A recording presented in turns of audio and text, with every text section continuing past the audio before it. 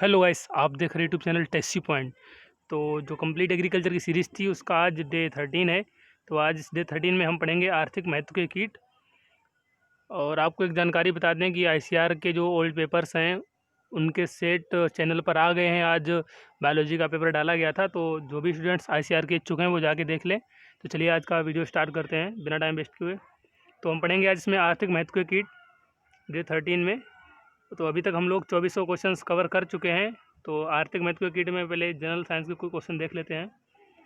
और गाल इंसेक्ट जो होता है उसका जो उपयोग होता है वो रोशनाई के सामान बनाने के लिए किया जाता है। जो हनी बी होती है मधुमक्खी, उसका जो है उपयोग शहद तथा मोम के निर्माण में किया जाता है। नेक्स्ट है लैक इंसेक्ट, जिसे लाख कीट भी बोलते हैं, जिससे लाख प्राप्त किया जाता है, जिसका उपयोग खिलौने, चूड़ियाँ तथा अन्य वस्तुएं बनाने में किया जाता है। अगला है सिल्क वॉर्म, रेशम कीट जो होता है उससे रेशम मिलता है। और बात करेंगे बटरफ्लाइज़ की, बीटल्स की। ये जो बीटल्स मीन्स होते हैं गुबरैले होते हैं, बटरफ्लाई आप जानते ही होंगे। तो इनका उपयोग होता है, उपयोग क्या, ये हमारे लिए उपयोगी होते हैं। जो क्रॉस पॉलिनेशन फसलों में होता है उनमें बड़ा सहायक होते हैं। नेक्स्ट है ड्रैगन फ्लाई। तो जो ड्रैगन फ्लाई क्या करती है, हानिकारक कीटों को खा जाती है। तो कहीं ना कहीं ये सभी हमारे लिए उपयोगी साबित होते हैं। अगला है मैक्सिकन बीटल। तो मैक्सिकन बीटल एक ऐसा कीट है जो कि खरपतवारों को खा जाता है। तो ये तो थे बेसिक क्वेश्चंस। तो हम पढ़ेंगे अब टॉपिक वाइज। तो पहला है मधुमक्खी, हनी बी। तो इसका जो जूलॉजिकल नेम है वो है एपिस इंडिका। मधुमक्खी पालन को एपीकल्चर कहा जाता है। और इसका जो शरीर है वो सिर और वक्ष और उदर 3 भागों में विभाजित होता है।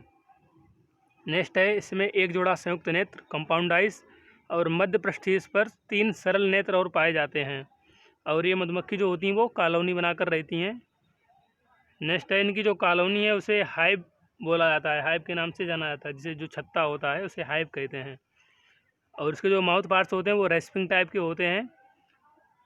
इसका जो प्रमुख कार्य है वो पराग एकत्रित करना होता है। नेक्स्ट है जॉइंटेड एंटीना होते हैं, जो श्रृंगिकाएँ होती हैं एंटीना बोलते हैं। नेक्स्ट है इसमें एक छत्ते में एक रानी तथा 200 नरमक्खी और जो शेष होते हैं वो श्रमिक होते हैं। तो जो रानी होती है उसका काम रिप्रोडक्शन के लिए होता है, और जो नरमक्खी है वो क्या करती है, वो सिर्फ कॉपुलेशन में हेल्प करती है। और जो श्रमिक मक्खी होती हैं वो जनरली स्ट्राइल फीमेल्स होती हैं, जो कि रानी मक्खी की सेवा करती हैं और छत्ते की सफाई भी करती हैं। और जो भी शिशु होते हैं, जो बच्चे होते हैं, उनका पोषण तथा सुरक्षा भी यही करती हैं। और जो रानी का प्रमुख कार्य होता है वो जनन कार्य होता है। और ये आकार में अन्य मक्खियों से बड़ी भी होती है। रानी मक्खी की लंबाई जो होती है वो 15 से 20 mm की होती है। और रानी मक्खी जो है एक बार में नहीं, अपने पूरे जीवन काल में जो है 15 लाख अंडे तक देती है। और जो नरमक्खी होती है, जो उसकी आयु है वो सिर्फ 2 माह तक होती है। श्रमिक मक्खी की भी आयु 2 माह तक ही होती है। और इनमें जो कॉपुलेशन होता है नर में और रानी मक्खी में, तो वो हवा में उड़ते हुए समय होता है, जब वो हवा में उड़ते हैं। नेक्स्ट है कॉपुलेशन के 3 दिन के बाद जो है रानी मक्खी अंडे देती है। जो रानी मक्खी जो अंडे देती है उनमें से जो निषेचित अंडे होते हैं उनमें से रानी मक्खी का निर्माण होता है, और जो अनिषेचित अंडे होते हैं उनसे नर मक्खी का निर्माण होता है। और इसकी जो है क्लास वो है इंसेक्टा। तो आप जानते ही होंगे जो मधुमक्खी है वो इसका फाइलम आर्थ्रोपोडा है, क्लास इंसेक्टा। और जो ऑर्डर है वो हाइमेनोप्टेरा का ये एनिमल है, वो कीट है, तो ध्यान रखिएगा। तो यहाँ पर मधुमक्खी समाप्त होती है। हम पढ़ेंगे सहतूत का रेशम कीट, मलबरी सिल्कवर्म। ये भी हमारे लिए बहुत ही आर्थिक महत्व का कीट है। तो जिससे रेशम प्राप्त किया जाता है, तो उसका जूलॉजिकल नेम है बॉम्बिक्स मोराई, जो सहतूत पे पाया जाता है। और इसकी जो खेती है, मतलब उत्पादन है, वो सेरीकल्चर के अंदर हम लोग स्टडी करते हैं। और जो है कोकून जो होता है, कि जो रेशम है ना, वो कोकून से ही प्राप्त किया जाता है। जो कोकून जो होते हैं वो रेशम कीटों के द्वारा तैयार किए जाते हैं। इसका शरीर सिर, वक्ष और उदर में डिवाइड होता है। और ये एक लिंगी जंतु है, मीन्स इसमें मेल फीमेल अलग होंगे। नेक्स्ट है एक जोड़ी संयुक्त नेत्र होते हैं, कंपाउंड आइज होती हैं, तथा एक जोड़ी श्रृंगिकाएँ होती हैं, एंटीनी जो होती हैं, एंटीना। नेक्स्ट है ये सहतूत की पत्तियों पर अंडे देते हैं, वो भी उसके निचले तल पर देते हैं। और अंडों का रंग कैसा होता है, अंडों का रंग पीला होता है। सिर में मैगजिली और पैल्पाई जो होते हैं वो अनुपस्थित होते हैं। कॉपुलेशन जो इनमें होता है वो गर्म और जब नम दिन होते हैं, मॉइस्चर वाला होते हैं, तो तब ये कॉपुलेशन करते हैं, जैसे जून जुलाई का जो टाइम रहता है जनरली। अंडे पत्तियों की निचली सतह पर देती हैं, आपको एक बार बता भी चुके हैं, और एक बार में लगभग 300 अंडे देती है। लार्वा जो होते हैं वो अंडे देने के 10 दिन बाद निकलता है, और इसके जो अंडा होता है, जो लार्वा होता है सॉरी, उसे लार्वा को कैटरपिलर या हिंदी में इल्ली कहते हैं। और जो कैटरपिलर का जो गति होती मूवमेंट होता है उसे लूपिंग मूवमेंट कहते हैं, लूपिंग करता है ये। और ये इसके जो माउथ पार्ट्स होते हैं वो मैंडिबुलेट टाइप के होते हैं। नेक्स्ट है कैटरपिलर। तो कैटरपिलर के बारे में जान लेते हैं। इसकी जो लंबाई होती है वो 6 मिलीमीटर होती है, और इसका जो रंग होता है वो वाइट कलर का होता है। शरीर 13 खंडों में विभाजित होता है, उधर 10 खंडों में रेशम कीट का। और जो है 4 बार मॉल्टिंग होती है। मॉल्टिंग मीन्स ये नए बॉडी गेन करता है, इसमें जो निर्मोचन होता है हिंदी में बोलते हैं। और जो मॉल्टिंग में हेल्प करती हैं वो 15 जोड़ी निर्मोची ग्रंथियाँ होती हैं, मॉल्टिंग ग्लैंड्स, वो इसमें हेल्प करती हैं। बात करेंगे रेशम ग्रंथियों की, तो रेशम ग्रंथियाँ सिर के दोनों ओर पाई जाती हैं, रेशम कीट के सिर के दोनों ओर पाई जाती हैं।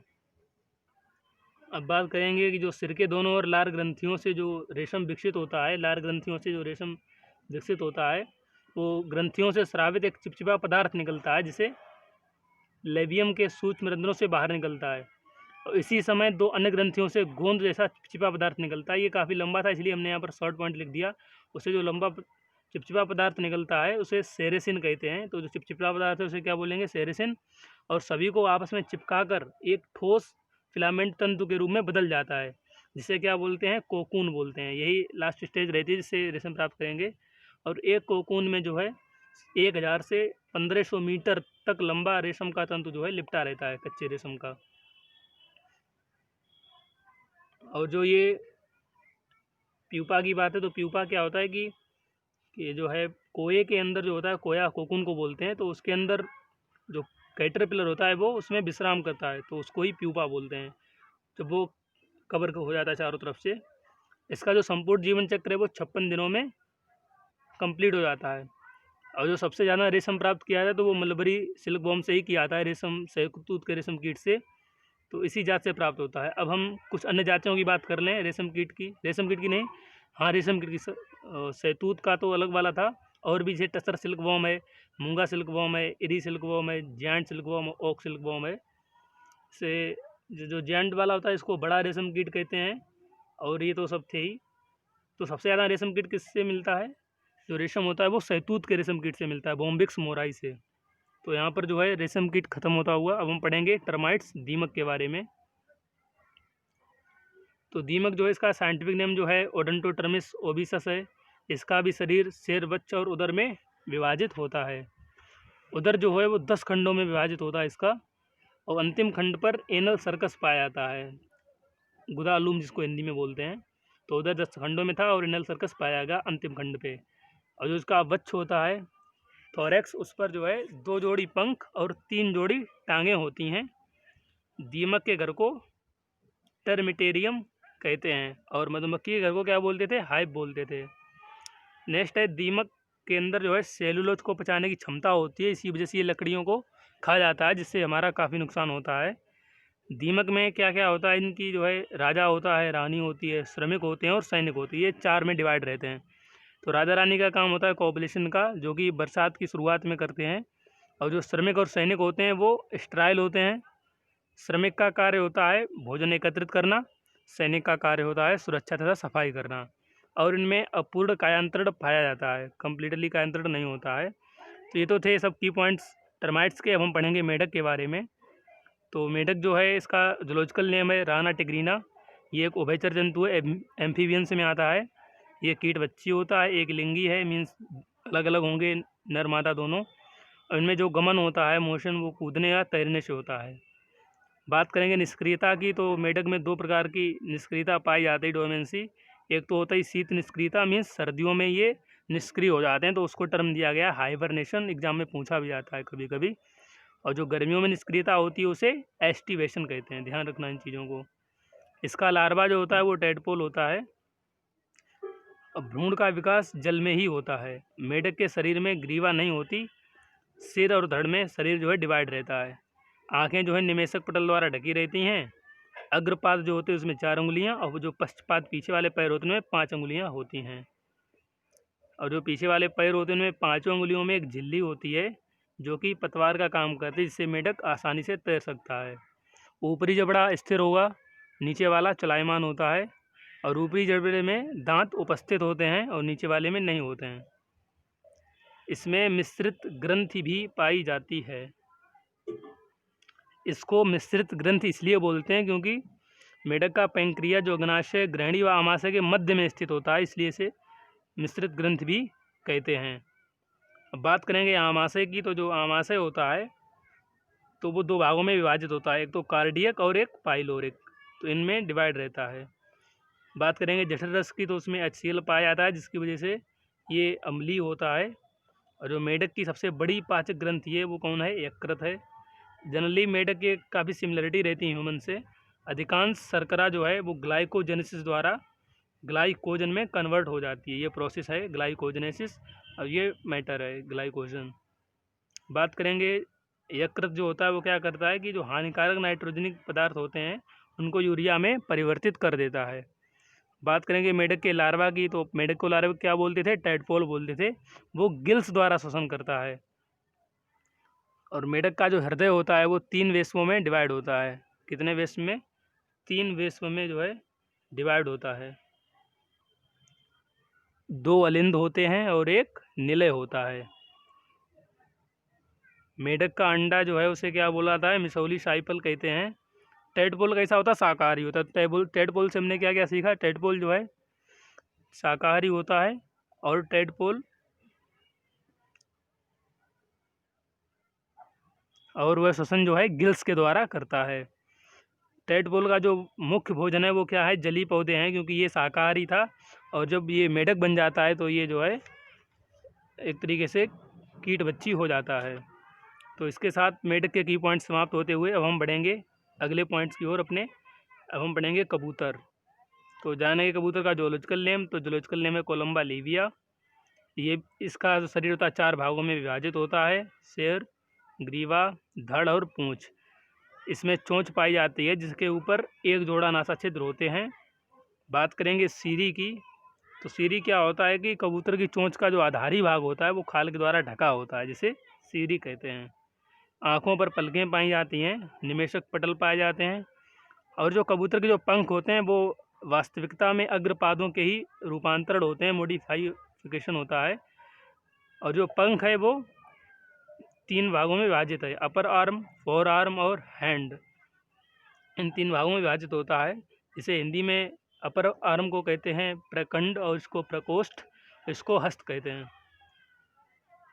आगे बढ़ते हैं इसी क्रम में। तो कबूतर के जो अग्रपाद होते हैं, अग्रपाद उनकी जो खाल होती है उसे क्या बोलते हैं? पैटाजिया कहते हैं, पैटेजिया कहते हैं, जो कि उड़ने में सहायता करती है।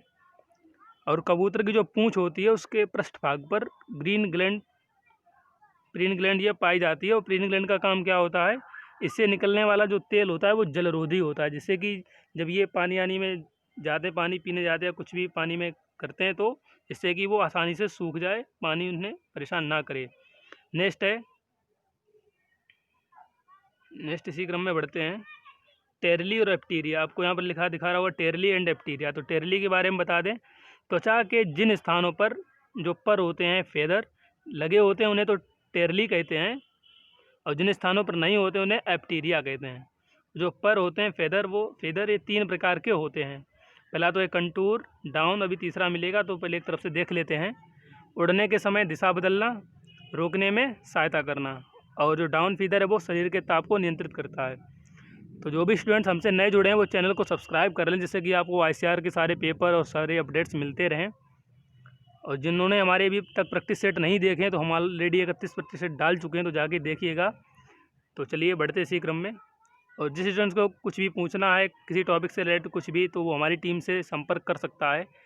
टेलीग्राम चैनल की लिंक दी गई है डिस्क्रिप्शन में। तो चलिए आगे बढ़ते इसी क्रम में। जो तीसरा फेदर है वो कौन है? फ्लोप्ल्यूम्स। ये कंटूर पर के बीच में स्थित होते हैं।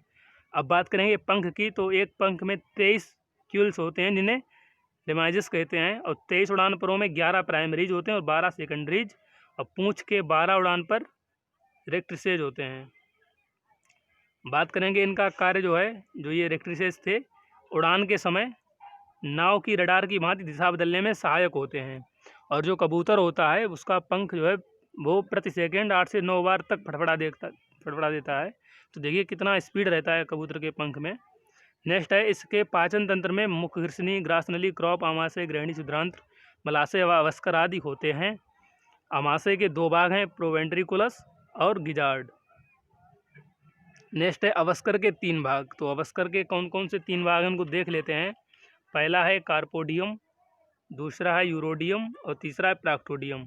तो बात करें कार्पोडियम की, तो कार्पोडियम क्या करता है, इसका जो है कार्पोडियम में मलाशय खुलता है और प्राक्टोडियम में ये शरीर के बाहर खुलता है। और यूरोडियम में क्या होता है कि इसमें जनन नलिकाएँ और मूत्र नलिकाएँ खुलती हैं। बात करेंगे कबूतर के शरीर के टेम्परेचर की, तो उसका जो टेम्परेचर होता है आपके सामने दिखा रहा होगा 43.3 डिग्री सेल्सियस।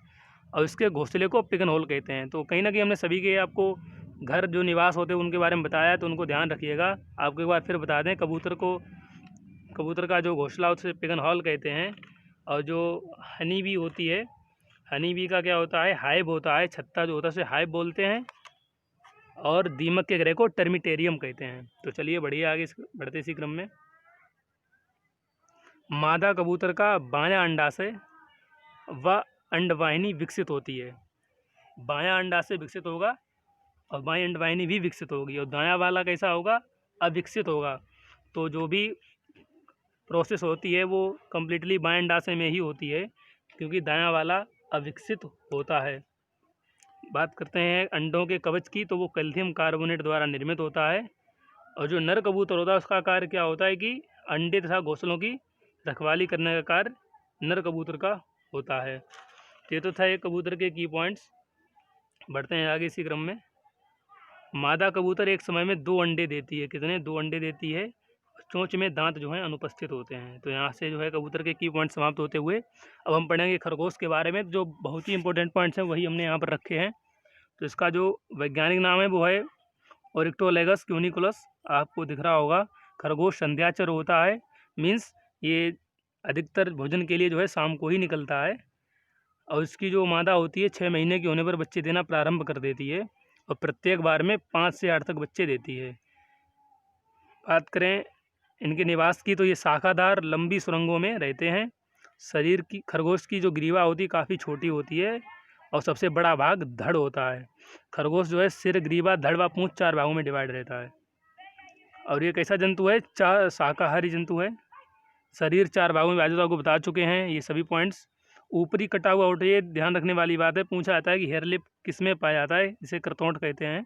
तो ये खरगोश का ऊपरी कटा हुआ ओंठ होता है। धड़ के 2 भाग होते हैं, जो उसमें धड़ होता है, एक वक्ष और एक दूसरा उदर। वक्ष को इंग्लिश में थोरैक्स कहते हैं और उदर को एब्डोमेन कहते हैं। तो जो वक्ष होता है वो पसलियों से घिरा हुआ भाग होता है और एब्डोमेन है वो नर्म एवं बिना पसलियों के वाला हिस्सा होता है। तो जिन स्टूडेंट्स को इन सभी लेक्चर्स की PDF चाहिए तो वो हमारे टेलीग्राम चैनल को विजिट कर सकते हैं, आपको वहाँ से PDF मिल जाएगी। बढ़ते हैं आगे इसी क्रम में। तो धड़ पर 2 जोड़े पैर होते हैं, अग्रपाद और पश्चपाद। तो बात करेंगे अग्रपाद की, तो अग्रपाद के 4 भाग होते हैं, ब्रैकियम, एंटी ब्रैकियम, रिस्ट और माइनस। अब इनको हिंदी में बता दें, इसे उत्तर बाहु कहते हैं। और इसको जो एंटी ब्रैकियम है इसको क्या बोलते हैं? अग्रबाहु। रिस्ट मीन्स कलाई होती है और माइनस को हस्त या हैंड कहते हैं। बात करेंगे अग्रपाद में जो उंगलियां होती हैं, 5 उंगलियां पाई जाती हैं और इनमें क्लॉ होते हैं, नखर होते हैं। पिछली टांगें लंबी होती हैं, इनमें केवल 4 उंगलियां होती हैं। इसलिए हमने इनका यहाँ पर जो नंबर है वो रखा है कि अग्रपाद में 5 उंगलियां हैं और जो पश्चपाद है उनमें 4 उंगलियां हैं। इसी क्रम में आगे बढ़ेंगे। खरगोश पूंछ हिलाकर क्या करता है? वो बच्चों को सावधान करता है खतरे से। और खरगोश में मुख्यतः 4 लार ग्रंथियाँ होती हैं। पहला है पैराटोइड ग्लैंड, दूसरा है गैस्ट्रिक ग्लैंड, सबलिंगुअल ग्लैंड्स, फिर सबमैग्जिलरी ग्लैंड्स और इंफ्रारेड ग्लैंड्स। ये तो थी मुख्य 4 लार ग्रंथियाँ। खरगोश के दोनों जबड़ों में कुल 28 दांत होते हैं। मैमल्स में, जबकि जो नॉर्मली स्तनधारी होते हैं मैमल्स होते हैं, उनमें 4 प्रकार के दांत पाए जाते हैं, इंसीजर्स, कैनाइन, प्रीमोलर्स और मोलर्स टाइप के दांत पाए जाते हैं। लेकिन खरगोश में क्या है कि इसमें दांत 3 ही प्रकार के होते हैं, क्योंकि ये पूर्णतः एक तरीके से शाकाहारी है, इसलिए इसमें कैनाइन दांत नहीं पाए जाते हैं। कैनाइन उनमें पाए जाते हैं जो मांसाहारी होते हैं, मांसाहारी मेमल्स हैं उनमें कैनाइन होते हैं, खरगोश में कैनाइन नहीं होते हैं। तो जब कैनाइन नहीं होते हैं तो वहाँ पर उनकी अनुपस्थिति कारण जो खाली जगह होती है जबड़े में, उसे डायस्टीमा या दंतावकाश कहा जाता है। दंतावकाश। अगला है आहार नाल से संबंधित कुछ पाचक ग्रंथियाँ। तो पाचक ग्रंथियों में salivary glands, gastric glands, intestinal glands, इसे लार ग्रंथि कहते हैं हिंदी में, इसको गैस्ट्रिक को जठर ग्रंथियाँ, इसको आंत्र ग्रंथियाँ। और भी आगे मिलेंगी पैंक्रियाज, स्प्लीन और लिवर। तो पैंक्रियाज को अग्नाशय कहते हैं और स्प्लीन को प्लीहा कहते हैं और लिवर को क्या बोलते हैं, यकृत कहते हैं। तो खरगोश की जो लार होती है उसमें टाइलिन और म्यूसिन पाया जाता है। टाइलिन क्या करता है, ये स्टार्च को किस में कन्वर्ट करता है, माल्टोज में कन्वर्ट कर देता है। अगला पॉइंट है आमाशय आहार नाल का सबसे चौड़ा भाग है। किसका आहार नाल का सबसे चौड़ा भाग, कौन सा, आमाशय। और आमाशय में गैस्ट्रिक जूस का श्रावण भी होता है। खरगोश की जो विष्ठा होती है, वेस्ट पार्टिकल्स होते हैं वो गोलियों के रूप में होते हैं। आंत का प्रारंभिक भाग यू आकार का होता है जिसे ग्रहणी कहते हैं। इरेप्सिन नामक एंजाइम प्रोटीन को अमीनो एसिड में कन्वर्ट करता है। कौन करता है, इरेप्सिन। किसको, प्रोटीन को अमीनो एसिड में। खरगोश के फेफड़े का आवरण प्लूरा कहलाता है और खरगोश एक यूरिकोटेलिक जंतु है क्योंकि ये यूरिक एसिड को एक्सक्रीटरी मैटर के टाइम में निकालता होगा। नेक्स्ट है प्रमुख उत्सर्जन अंग वृक्क है, जबकि सहायक उत्सर्जी अंग त्वचा और फेफड़े हैं। बात करें कॉपस ल्यूटियम की तो ये अंडाशय में स्थित होता है। खरगोश में काउपर्स ग्लैंड्स पाई जाती हैं। नर जनन अंगों की सहायक ग्रंथियाँ प्रोस्टेट, कूपर्स, मूलाधार और मलाशय ग्रंथि। खरगोश का जो टेस्टिस होता है उसमें सर्टोली कोशिकाएं पाई जाती हैं। क्वेश्चन पूछा जाता है कभी कभी। अब यहाँ से आगे के जो क्वेश्चन है वो जनरल साइंस के क्वेश्चन हमने रखे हैं। ये ध्यान देने वाली बात है क्योंकि अभी तक पिछले वीडियो हम बताते रहे अमीनोटेलिक, यूरिकोटेलिक, तो क्या होते हैं असल में, तो जान लीजिएगा। तो जो अमोनिया के रूप में उत्सर्जन करेंगे, जो उनका पदार्थ अमोनिया के रूप में निकलेगा तो उसे अमीनोटेलिक कहते हैं उन एनिमल्स को। और जिनका यूरिया के रूप में उत्सर्जन करने वाले जंतु हैं उनको यूरियोटेलिक, और यूरिक अम्ल के तो यूरिकोटेलिक। तो खरगोश क्या था, यूरिकोटेलिक था, इसलिए हमने यहाँ पर यूरिकोटेलिक बता दिया। नेक्स्ट है बच्चों को जन्म देने वाले जंतुओं को जरायुज कहते हैं। तो ये तो थे हमारे सभी पॉइंट्स। तो हमसे जुड़े रहने के लिए धन्यवाद। आपने अगर हमारे प्रैक्टिस सेट नहीं देखा तो जाके देख लीजिएगा, आपको बहुत मदद मिलने वाली है। और जो नेक्स्ट स्टूडेंट्स हैं चैनल को सब्सक्राइब कर दें जिससे कि आपको सारे अपडेट्स मिलते रहें, क्योंकि आने वाले समय में ICAR के फिजिक्स, केमिस्ट्री, बायोलॉजी, एग्रीकल्चर सभी के प्रैक्टिस सेट आएंगे जो प्रीवियस क्वेश्चन पेपर थे। तो चलिए, धन्यवाद। जय हिंद, जय भारत।